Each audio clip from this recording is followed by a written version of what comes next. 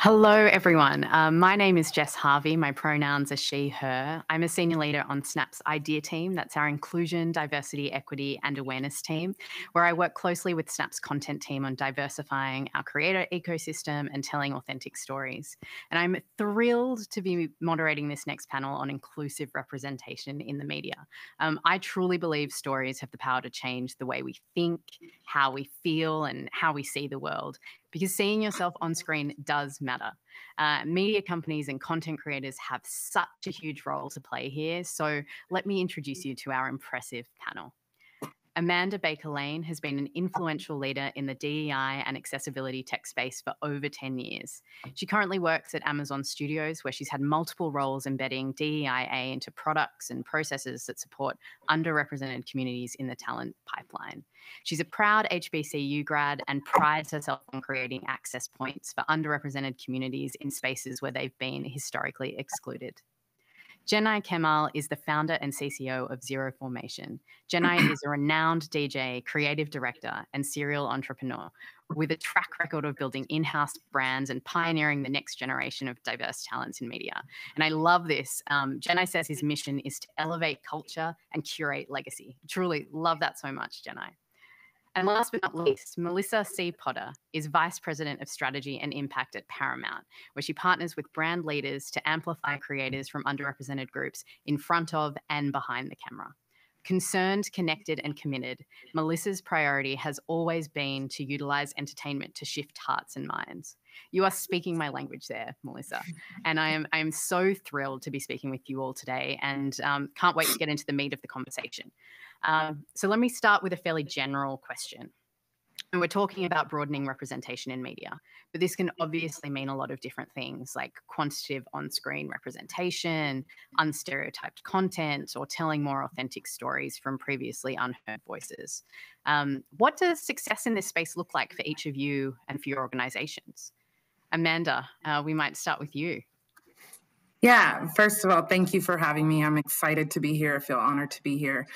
And for us, all of the things you mentioned, success for us is all of those things. At Amazon Studios, we strive to be a real home for inclusive storytellers and for inclusive talent. I'll say that one more time. We want to be a home for talent. We want to continue to amplify the voices of creators from underrepresented groups and create content that centers those groups authentically. We want to nurture diverse on-screen talent, make them feel safe on set, allow them to shine in all their glory without worry. Another method of success for us is we work towards educating our creative and production partners on inclusivity best practices. When we know better, we do better, and this only happens together. We strive to be a home for talent. I will continue to say that. And so success is also the good news stories we hear from creators or cast, or solving the difficult stories that we hear. We were shooting our show Outer Range, which I hope everyone has seen. And we were shooting a powwow scene, and we brought in Illuminative, which is a Native women-led racial and social justice organization that illuminates Native voices. And we heard after that scene from our creators that we honored and respected them. We heard that Hollywood has use their people and customs and music and film to serve whatever story they need without understanding that it's not to use at our leisure. And to hear from them that they felt seen, they felt respected, that we had protocol and a different approach, and that it was meaningful, that is also success for us. Finally, I think the freedom of opportunity. So the characters that people play beyond their otherness is important to us and also a measure of success. So it shouldn't just be a Black person playing a Black character. There should be the freedom of opportunity to play any character, a disabled or wheelchair user in a role. They should be able to perform in any role. And so the freedom of opportunity is also a measure of success for us. Oh, amazing. I love everything that you said, but a home for talent seems so important for all of the things we're trying to do here. Melissa, I'll go to you next. Yeah, well, thanks again, Jess, for having us here today. I love Amanda's response. And similarly, success for Paramount is the creation of spaces or homes where we can also get a deeper, more quantifiable understanding of how to harness the power of storytelling, where we're challenging stereotypes, we're shifting perceptions, and we're creating meaningful change.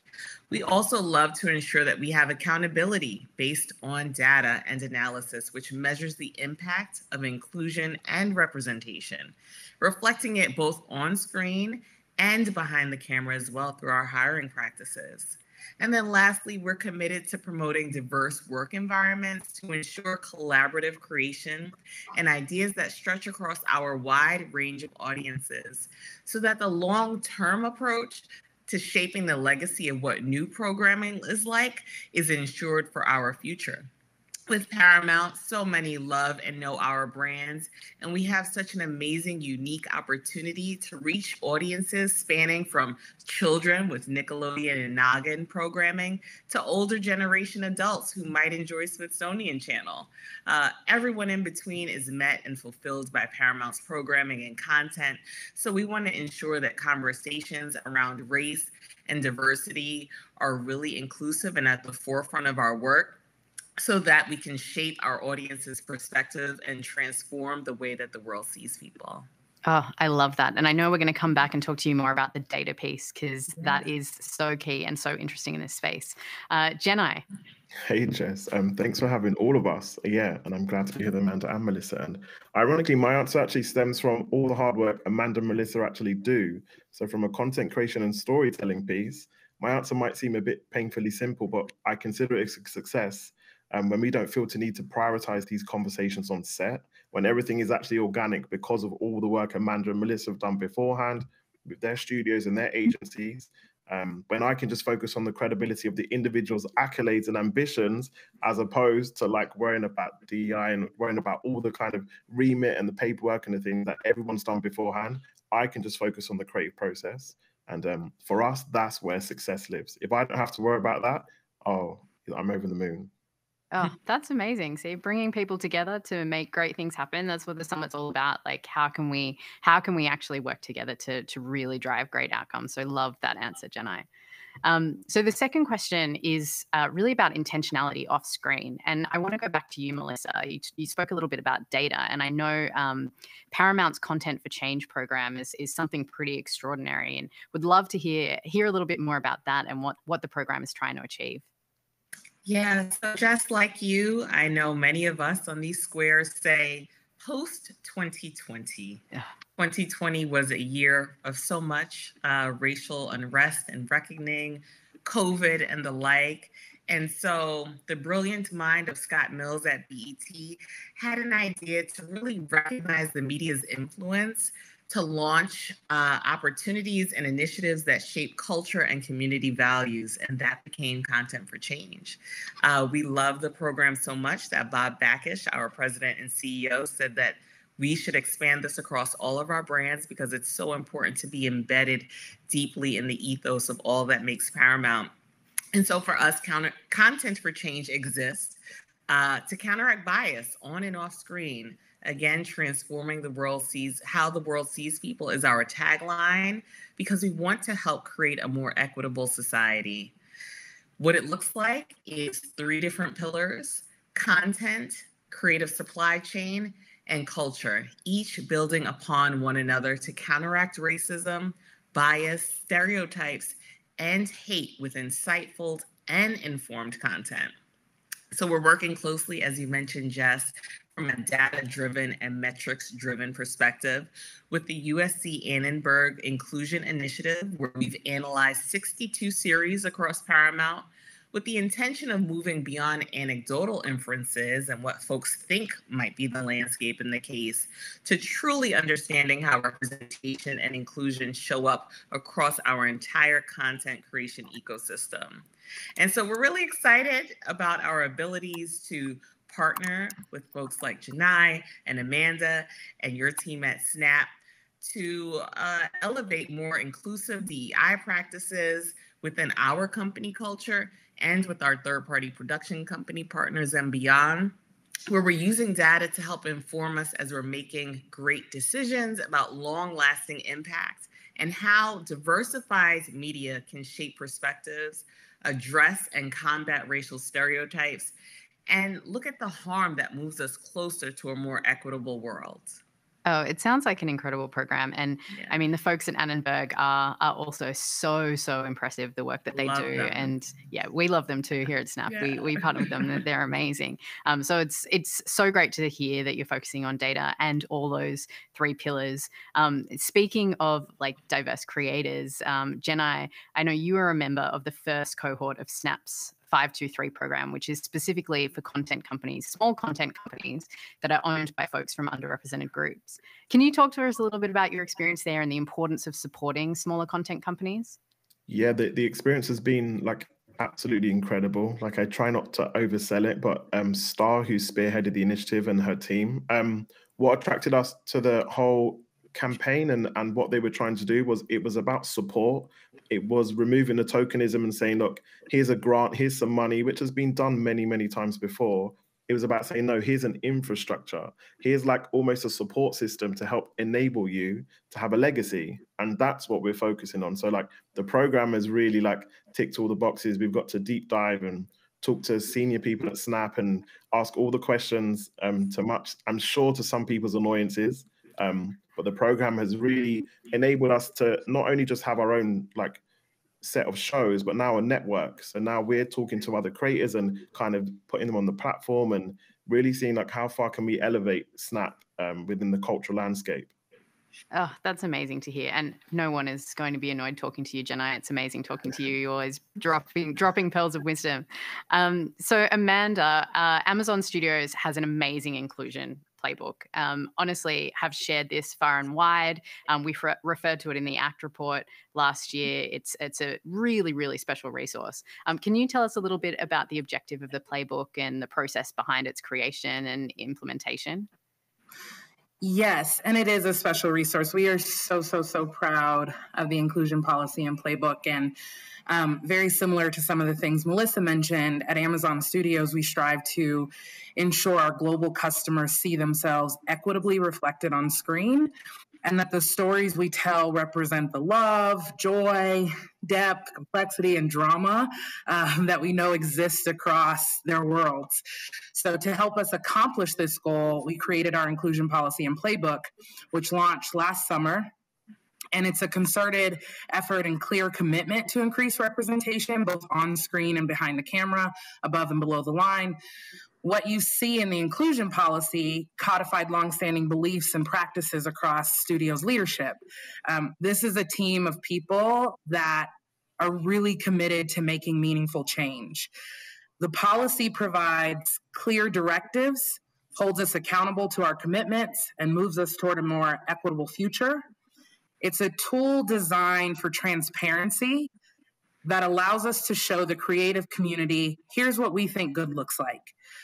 The playbook is the how and covers key areas across storytelling, casting, production, and hiring behind the camera.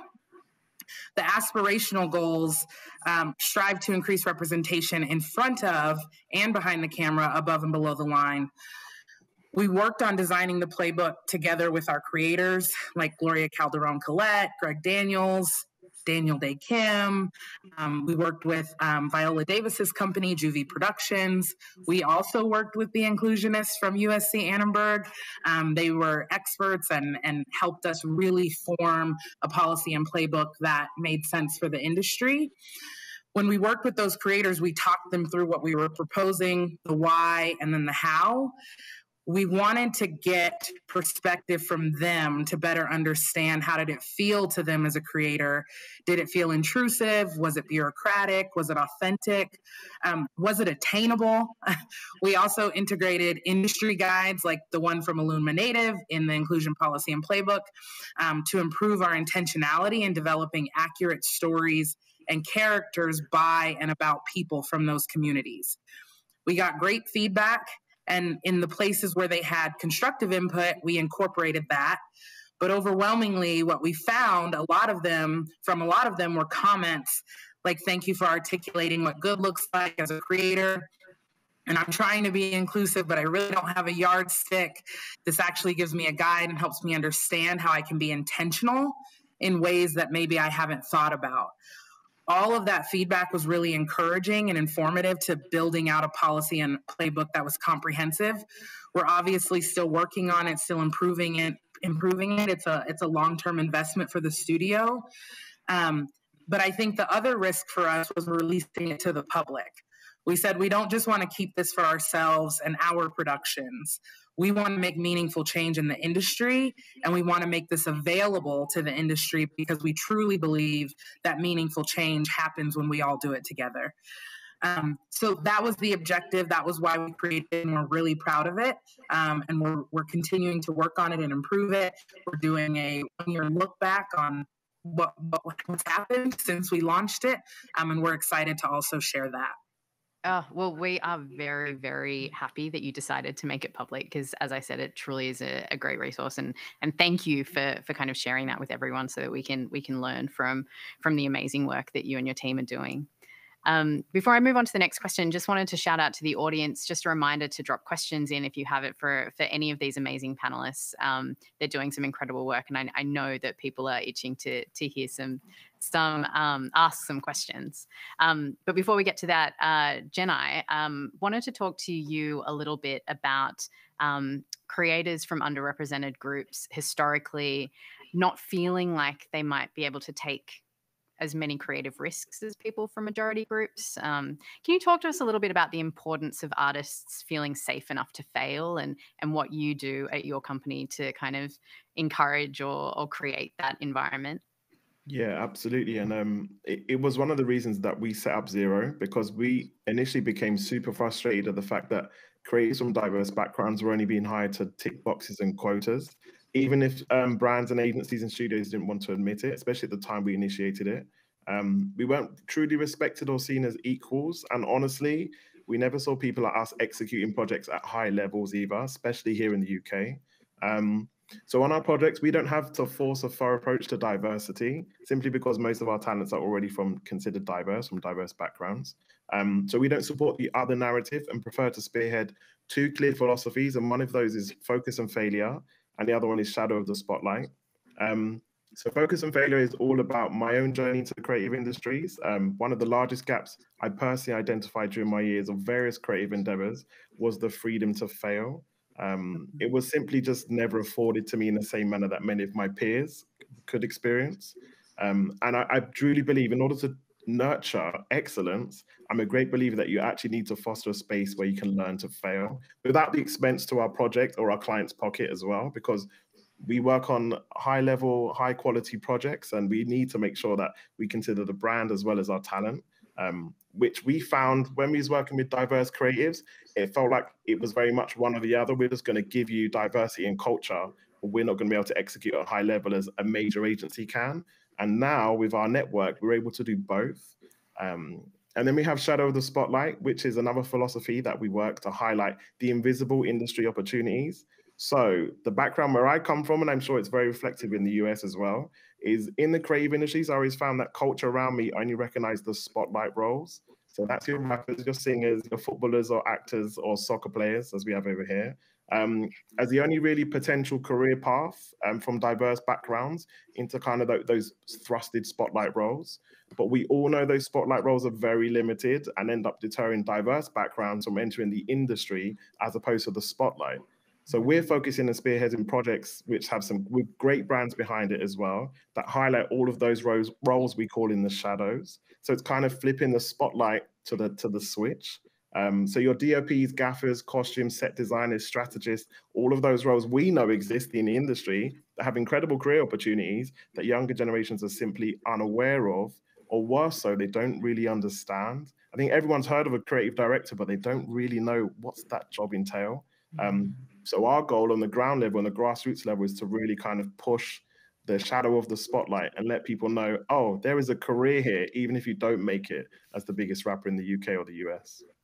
Oh, it sounds like such an incredible program. And it really is the theme for the summit today, because we're talking about that not only in media, but in tech, and just folks having exposure to what is actually out there, because if you can't see it, you really can't be it. Absolutely. And so, Jenai, one thing I want to say, I heard that you said soccer, but this is a safe space with a global audience. So I think you meant football, right? Well, we did. Ironically, our show on Snapchat is actually called "That's Not Soccer." So yeah, we kind of play on it as well. We embrace it. I love it. Melissa and Amanda, just wanted to open it up to either of you on this larger topic about creating environments in creative spaces for people to take risks, especially those from underrepresented groups. If you wanted to add anything.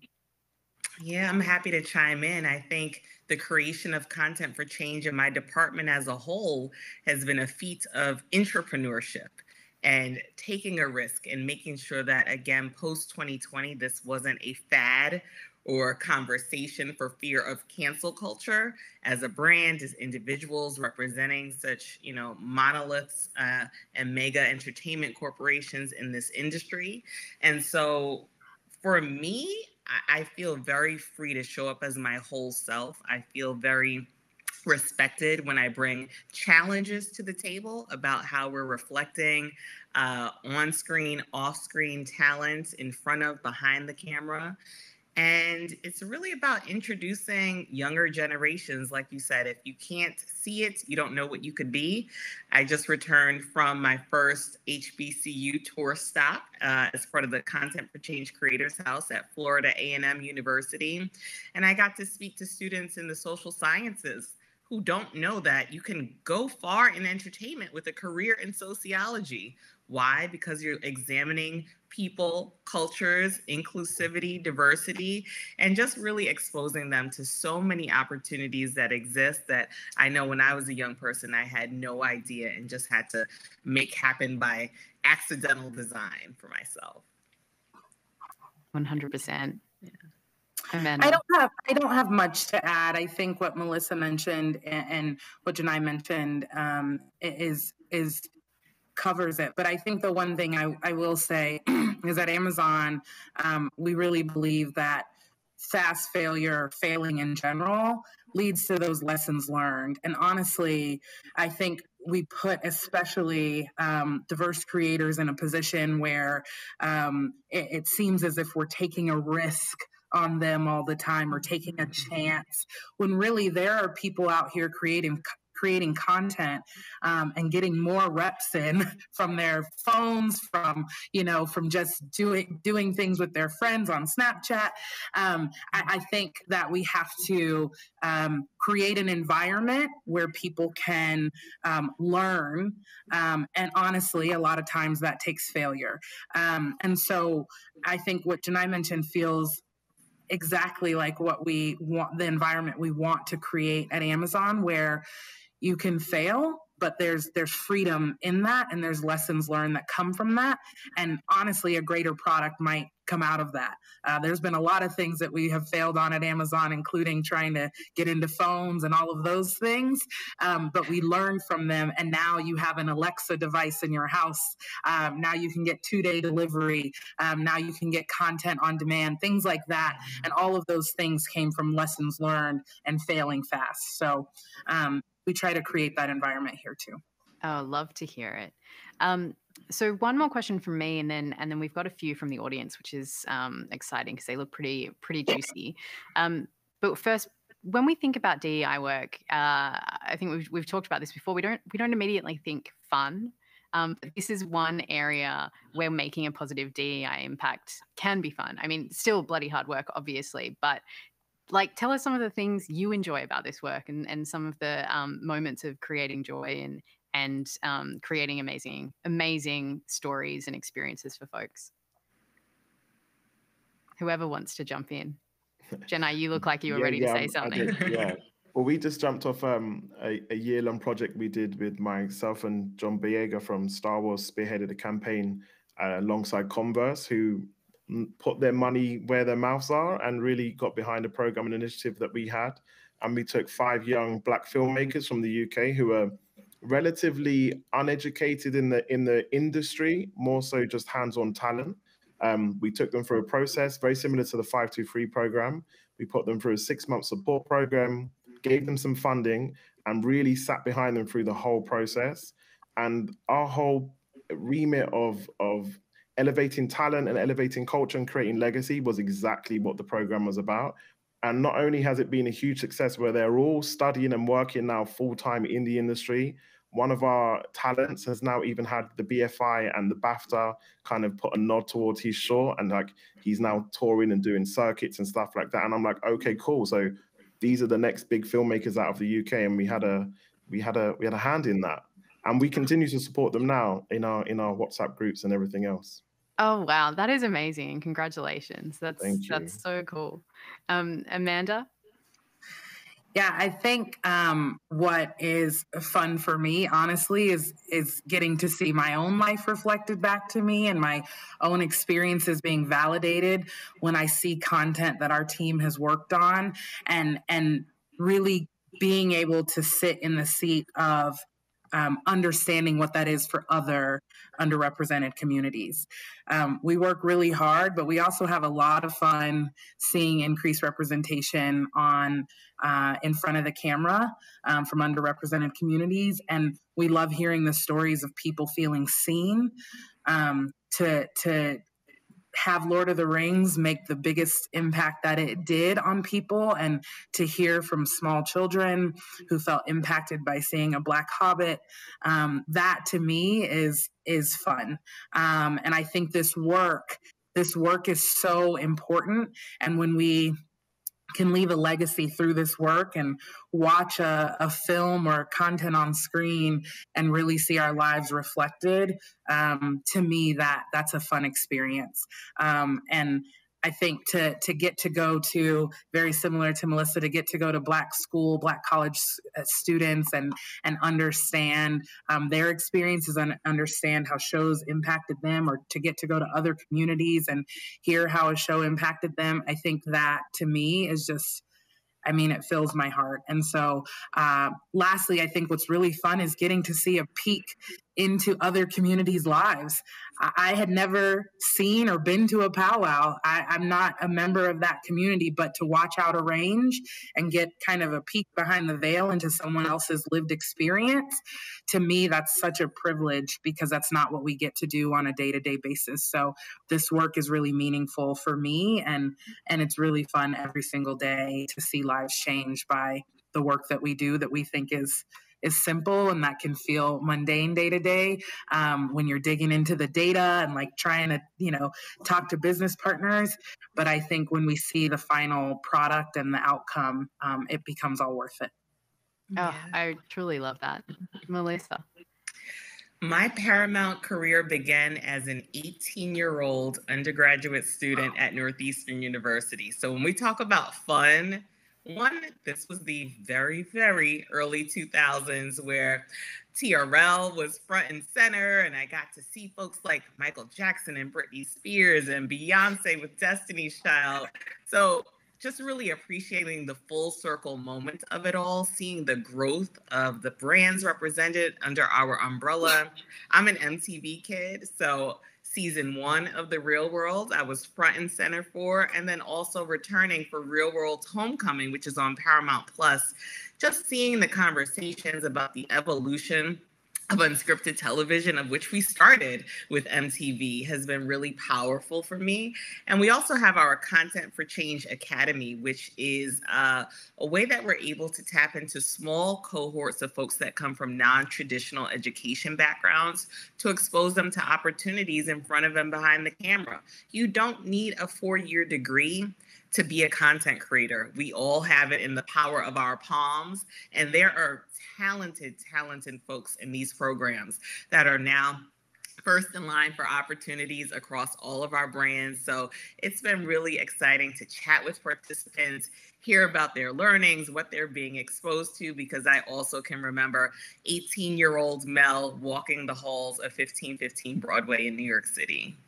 Oh, wow. I mean, again, that does sound really fun, the beginning of your career. That sounds amazing. But also, you don't need a 4-year degree to be a content creator. Like everyone should remember that. It is so true, especially in this day and age where we are basically holding the ability to make amazing content in our hands. So one question that came in from the audience is, like, how do we create authentic content without generalizing or kind of reducing an entire community's experience or narrative? Amanda, you kind of touched on it a little bit earlier, but would love to hear anyone's thoughts on this question. I'll let the guys take this one. For me, it's been partnership with social justice and advocacy organizations that are really experts in this space. I always say I'm not the expert, but I am the convener, and I want to ensure that you have a seat at the table. You're able to view our content. You're able to advise us.